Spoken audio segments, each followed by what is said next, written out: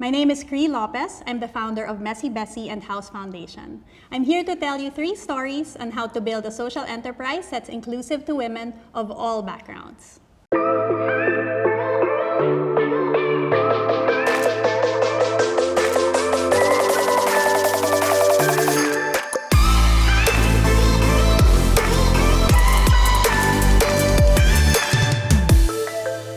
Complex problems require complex solutions. Messy Bessy is an all-natural line of cleaning and personal care products made with non-toxic ingredients. When I started the social enterprise in 2007, we first just started out with providing employment and education. But as the years went by, we realized that we had to do more.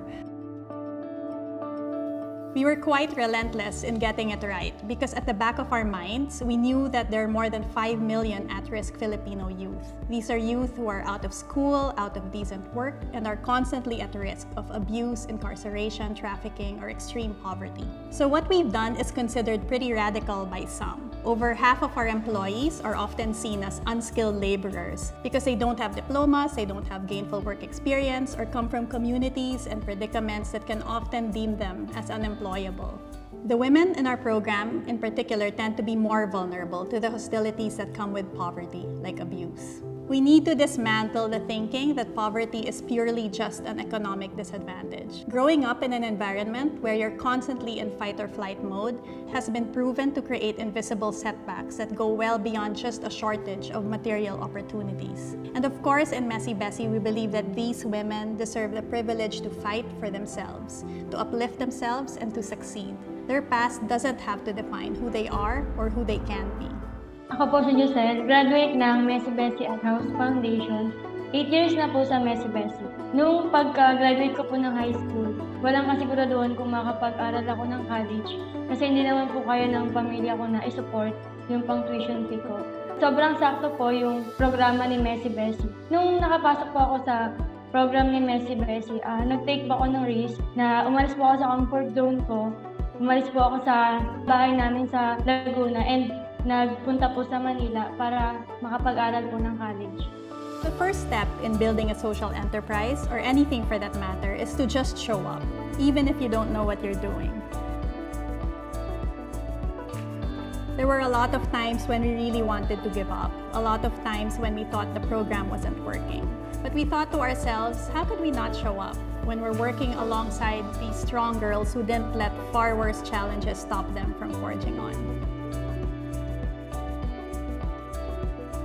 The next most important thing in building a social enterprise is to keep an open plan.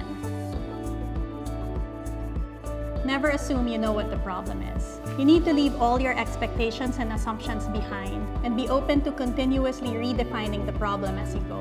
We started Messy Bessy with really good intentions, but as we got to know the community, we realized that these weren't enough. Many times, the solutions were not even what we expected. The answers, of course, were always within the struggles and the triumphs of our scholars. Ako po si Angiela, the first college graduate na Helping Ourselves program na House Foundation at Messy Bessy. I've been with Messy Bessy for 10 years. I love learning. I graduated valedictorian during high school and even got a scholarship for college. Pero naka 1 year lang ako sa college due to financial problem. I need to stop kasi nagka-problem yung brother ko sa health. At the same time, timing din na yung father ko kaka-resign lang sa work. Dahil wala po akong college diploma, mostly nang nakuha kong work are contractual. Naging sales lady ako, cashier, and even a factory worker. Until one day, inalok ako ng pinsan ko kung gusto ko ba daw mag-apply sa Messy Bessy. Ginawa nila akong admin assistant. Nung una, syempre takot ako kasi wala naman ako masyadong alam sa computer. Pero lagi nilang sinasabi na okay lang yan, kaya namang ituro kung willing kang matuto. Also, makikita mo kay Miss Krie na lagi niya inuuna yung kapakanan ng mga tao niya sa company. Lalong-lalo na kami mga learners. At yun yung naging inspiration ko para mag-aral ng mabuti. Para maipakita kay Miss Krie at sa company na hindi sayang yung tiwala at opportunity na binigay niya sa aming mga learners. The third thing is that if you do come up with a viable and a real solution to a relevant problem, then treat it like a seed that you're willing to nurture and then spread. The solution has to be something replicable so that it has the potential to create systemic change. My dream for Messy Bessy is to encourage other businesses to take in people who are normally considered unemployable and connect them with the proper tools and resources to uplift themselves. We're around 40 million strong in our country's workforce. And so if we opened up our teams to accommodate even 10% of that, then that should be enough for our 5 million or more marginalized youth to help themselves through school, through decent work, and holistic programs. I know this is quite idealistic, but it's a dream worth pursuing if it means more families being lifted out of poverty permanently. There's real power in one person succeeding in a family. The statistics and our experience in Messy Bessy have proven this. We've been running for 14 years, and it's proof of concept that yes, businesses can be inclusive and sustainable at the same time. Ako po si Rosebelle, graduate of Messy Bessy program. 8 years na po ako sa company. Dati po akong sales lady. Before po, pangarap kong maging teacher. So nag-apply po ako sa Messy Bessy. Sa awa po ng Diyos, napasama po ako sa scholar of that batch. So mahirap ang buhay ng isang working student, pero nakahanap si Messy Bessy ng way para i-mentor kaming lahat. Tinuruan po nila kami ng time management, kung paano mag-budget para sakto sa tuition namin, savings, at nakakapagpadala pa ng konti sa pamilya namin. Nung graduate po ako, na-observe po ako ng company. Kahit hindi po ako naging teacher, lagi po ako napapasama sa mga learners ng foundation. Kapag meron po silang modules, nagtuturo po ako ng lesson. Masaya po ako nakakita yung mga learners.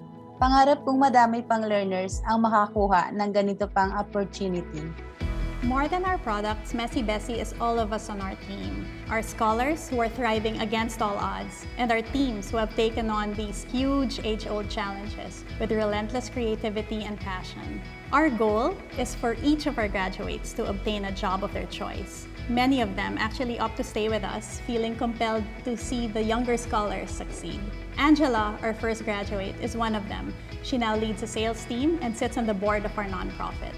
We're grateful for what we call our invisible profits. We're surrounded by so many people who are always willing to help us, to share their expertise, or even spread the word about what we do online. Messy Bessy started so small and grew thanks in large part to our loyal customers. And of course, to our scholars, our strong women who have been our fuel to keep going, to keep connecting them with the right resources, and all the while connecting us with the possibility to hope for a better future. I'm Krie Lopez, a builder for PLDT Home.